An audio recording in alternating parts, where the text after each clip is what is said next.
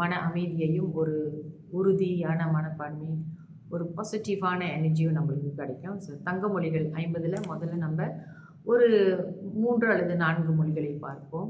மனிதர்களில் அவன் எதனால் ஆக்கப்படுகிறான்? மனிதனின் எண்ணங்களால் அவன் ஆக்கப்படுகிறான். மனிதன் யார் என்றால் அவன் எண்ணங்களாலேயே அவன் ஆக்கப்படுகிறான். அவன் நம்ம வாழ்க்கையை அமைத்துக் கொள்வது நமக்கு நல்ல வாழ்க்கை கொடுக்கும். சரிங்களா? அடுத்தது சிரிப்பதற்கு நேரம் ஒதுக்குங்கள், அது இந்த இதயத்தின் இசை அப்படின்னு இங்கே எழுதியிருக்காங்க.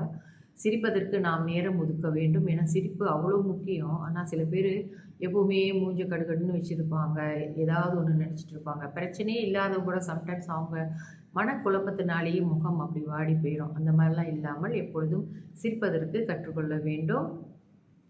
சிந்திப்பதற்கு நேரம் ஒதுக்க வேண்டும், அதுவும் நமக்கு.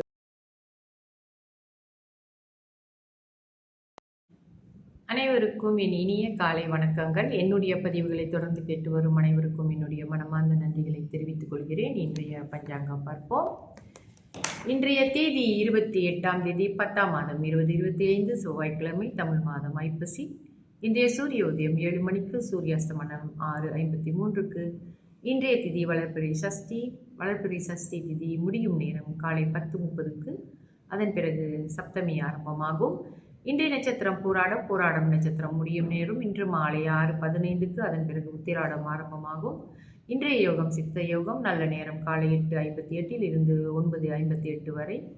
அதன் பிறகு மாலை வேளையில் 5:24 இருந்து 6:53 வரை. ராகு கால நேரம் மதியம் 3:55 இருந்து மாலை 5:24 வரை. யமகண்ட நேரம் காலை 9:58 இருந்து 11:27 வரை. கூலிகன் மதியம் 12:56 இருந்து 3:25 வரை. சந்திராஸ்தம ராசி ரிஷபராசி அன்பர்களுக்கு இன்று சந்திராஸ்தமம். இவர்களுக்கு நாளை, அதாவது 29ஆம் தேதி அதிகாலை 12:44க்கு முடிவடையும். இன்றைய விசேஷம் வாஸ்து பூஜை. வாஸ்து பூஜை செய்யும் நேரம் காலை 8:42 இருந்து 9:18 வரை. இன்றைய ராசி பலன் பார்ப்போம். மேஷத்திற்கு நிம்மதி, ரிஷபத்திற்கு எதிர்ப்பு, மிதுனத்திற்கு வரவு, கடகத்திற்கு ஏற்றம், சிம்மத்திற்கு புகழ், கன்னிக்கு ஊக்கம், துலாத்திற்கு உதவி, விருச்சகத்திற்கு மறதி, தனுசுக்கு பொறுமை, மகரத்திற்கு ஆக்கம், கும்பத்திற்கு அசதி, மீனத்திற்கு போட்டி. ஆகாத நட்சத்திரங்கள் வரிசையிலே இன்று உத்திரம் நட்சத்திரத்தை பார்ப்போம்.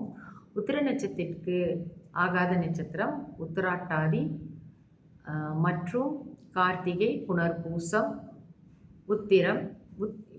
உத்திரம் நட்சத்திரத்திற்கு உத்திர நட்சத்திரையே ஆகாதுன்னா திருமணத்திற்கான பொருத்தங்கள் அங்கே ரட்சி பொருத்தம் இருக்காது.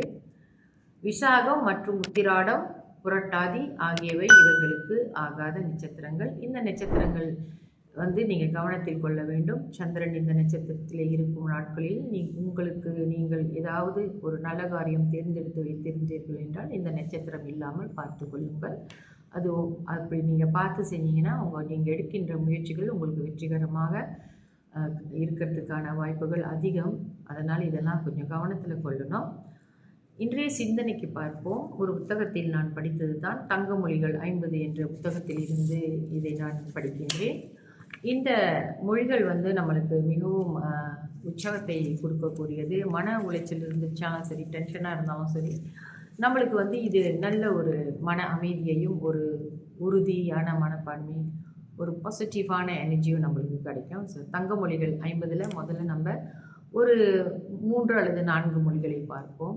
மனிதர்களில் அவன் எதனால் ஆக்கப்படுகிறான்? மனிதனின் எண்ணங்களால் அவன் ஆக்கப்படுகிறான். மனிதன் யார் என்றால் அவன் எண்ணங்களாலேயே அவன் ஆக்கப்படுகிறான். அவன் எண்ணமே அவனுக்கு வாழ்க்கையில் வெற்றி தோல்வியை நிர்ணயம் பண்ணுது அப்படின்னு இந்த தங்க மொழிகளில் இந்த முதல் மொழி.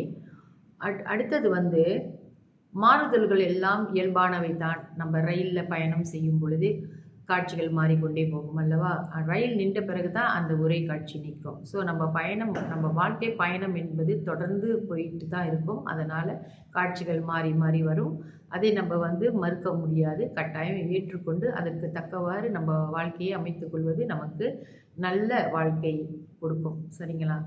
அது அடுத்தது வந்து சிரிப்பதற்கு நேரம் ஒதுக்குங்கள், அது இந்த இதயத்தின் இசை அப்படின்னு இங்கே எழுதியிருக்காங்க. சிரிப்பதற்கு நாம் நேரம் ஒதுக்க வேண்டும். ஏன்னா சிரிப்பு அவ்வளோ முக்கியம். ஆனால் சில பேர் எப்போவுமே மூஞ்ச கடுகடுன்னு வச்சுருப்பாங்க, ஏதாவது ஒன்று நினச்சிட்டு இருப்பாங்க. பிரச்சனையே இல்லாதவங்க கூட சம்டைம்ஸ் அவங்க மனக்குழப்பத்தினாலேயே முகம் அப்படி வாடி போயிடும். அந்த மாதிரிலாம் இல்லாமல் எப்பொழுதும் சிரிப்பதற்கு கற்றுக்கொள்ள வேண்டும். சிந்திப்பதற்கு நேரம் ஒதுக்க வேண்டும். அதுவும் நமக்கு சக்தி பிறப்பிடமாக இருக்கிறது. எந்த விஷயமாக இருந்தாலும் சிந்தித்து செயலாற்றுவது மிகவும் சிறப்பு. விளையாட நேரம் ஒதுக்குங்கள், அதுவும் இளமையின் ரகசியமாக இருக்கிறது. படிக்க நேரம் ஒதுக்குங்கள், அதுவும் அறிவின் ஊற்று. நட்புக்கு நேரம் ஒதுக்குங்கள், மகிழ்ச்சிக்கு வழி. நல்ல நண்பர்கள் நமக்கு கிடைத்தால் தான் மகிழ்ச்சிக்கு வழிகாட்டுவார்கள். ஸோ இந்த பொன்மொழிகள் 50லிருந்து நான் 3 பொன்மொழிகளை இங்கே நான் கூறிவிட்டேன். தொடர்ந்து நாளை நம்ம தொடர்ந்து அதை வாசிப்போம். 50 பொன்மொழிகளும் எப்படிப்பட்டவை என்று பார்ப்போம். அது நமக்கு எப்படி உதவுகின்றது. இந்த விஷயங்கள் எல்லாம் ஏற்கனவே நிறையா பேர் பேசியிருந்தாலும் கூட திரும்ப திரும்ப இந்த மாதிரி விஷயங்களை நாம் கேட்கும் போதும் படிக்கும் போதும் நமக்கு இன்னும் உற்சாகம் அளிக்கும். நன்றி, வணக்கம்.